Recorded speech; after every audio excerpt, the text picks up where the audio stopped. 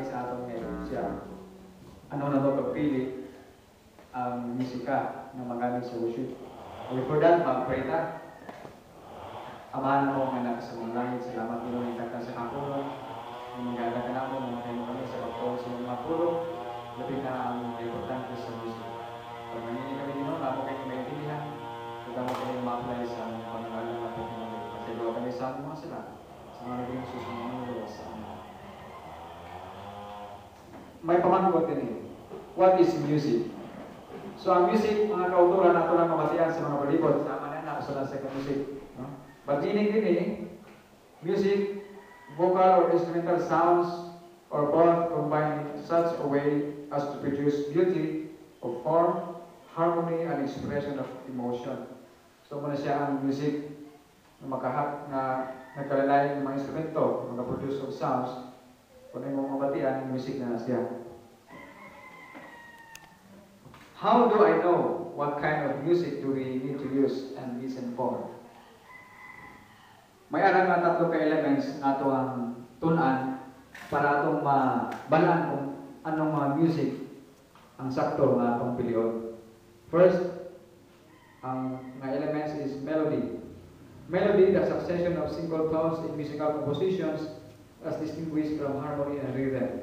So, itong ikanta kanina, may soprano, mas nagdadala sa melody. So, muna siya ang melody. One tone, single tones, nga dagan, flow sa music. And melody is important in a music because it will help you to understand more the meaning of the words that is been composed and put to the music. So, kung ang melody, muna siya makapaguli sa aton na itong maintindihan ang isulat, no, sa musika. And then melody should be used appropriately and it should be smooth because when melody will overpower the music, it cannot be good to our ear.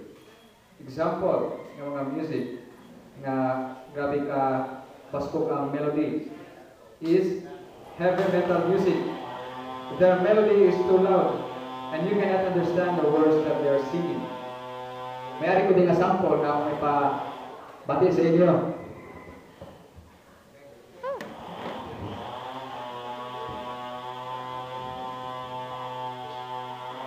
Ako lang ipabati sa inyo ang music sa heavy metal na subong ikaadikan sa mga kabatanunan.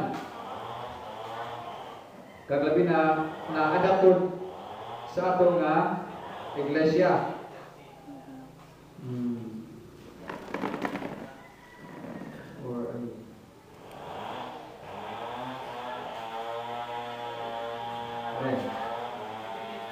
Muna siya ang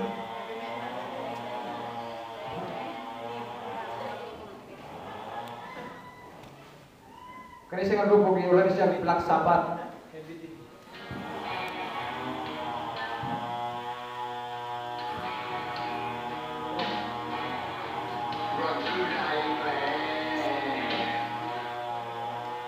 Ako na siya ang sa heavy metal. So, ang ilang words, ilang melody is grabe ka, gahon ka, hindi mo maintindihan.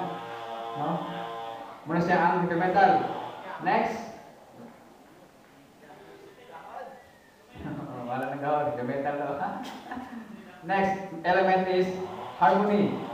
Agreement in action, opinion, feeling, etc. So, harmony, muna siyang combine na. Sama sa iglesia, kung wala harmony, grabe, sigaway. But harmony can help us to make our life better. In the Latin word, harmonia, concord of sounds, from Greek, harmony from harmos, a join. So harmony is important in the music because it gives the beauty and color of the music and it will help also to appreciate the beauty of music. Kung harmony, laway kayo, puro lang melody, hindi mo ma-appreciate ang music. Pero sa kanta kayo na, puro lang melody, kung harmony, boring kayo. So muna harmony. And then, but when harmony will overpower the music, it's not good because you cannot hear anymore the melody. To emphasize more the meaning of the words. Example, the rock music. So sa rock music, atong mapatihan nga, grabe kay harmony, no? So muna siya. Then rhythm, ang pinaka-crucial subong. Rhythm, movement of procedure with uniform or pattern recurrence of a beat, accent, or the like. The pattern of regular or irregular pulses caused in music by the occurrence of strong and weak melodic and harmonic beats. Rhythm is already in the music, but today, people use this ilang ipalabas ang rhythm. Muna siya nga nasa mga offbeat and beats, 1, 2, 3, 4, muna siya.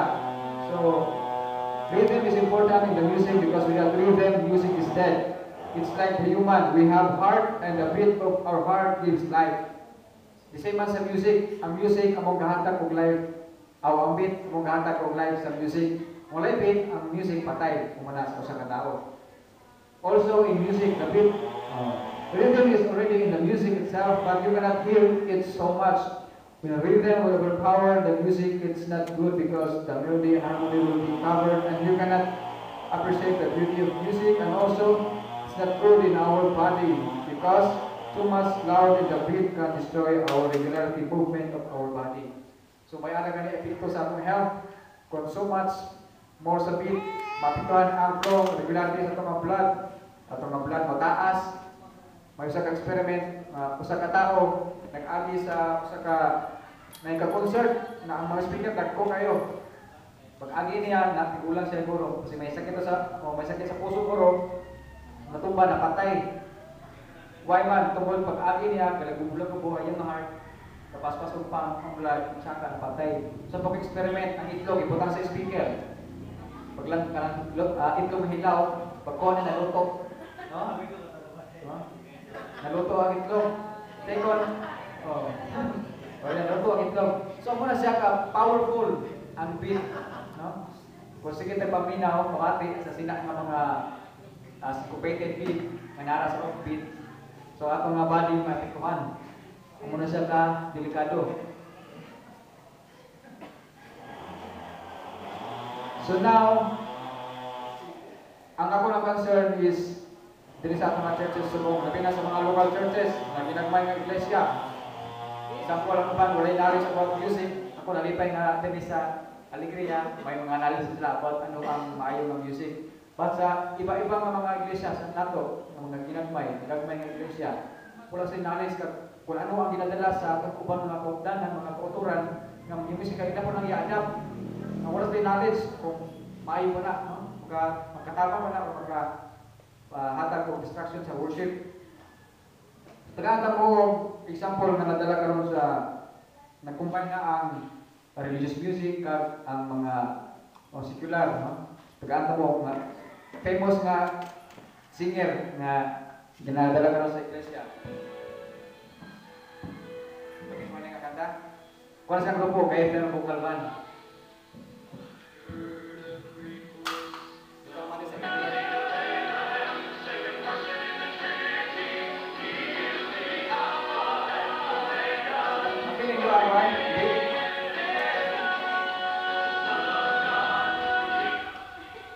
So ako na siya, no? Gi-mix. Muna sa religious do. Sa pagkatian pa mamati tao, worldly, kung may diferensya ba, wala. Okay? So kani, kung may diferensya ba ang religious o dili religious.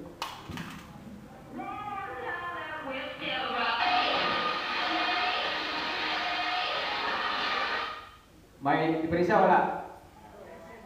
No?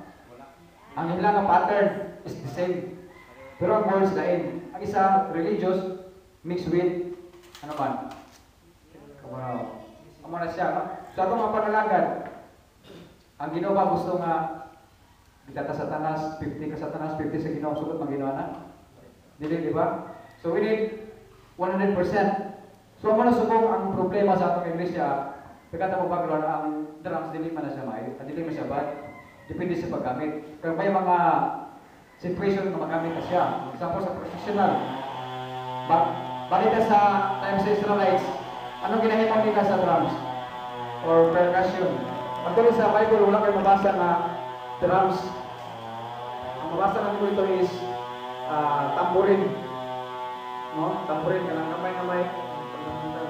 Pero ang percussion, ginagamit na siya pang professional, pang tawag sa mga sundalo na mag-form na, kay battle na. Kaya ilang abit, pili kay, no? Iba na karon, modernized, no? So para sa purpose sa drums, so kung ginagamit na sa worship, kung gamitan na ba sa worship, kasi ginulat na gather mga sundalo, mag-parade, no? Diba? So ako na siya.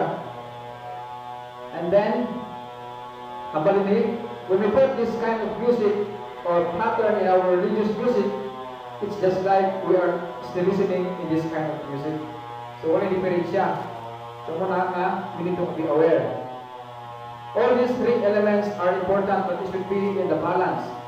The melody is not too loud, but clear and smooth. Maintindihan ang melody. Harmony, mag-support lang siya. Ang panamig sa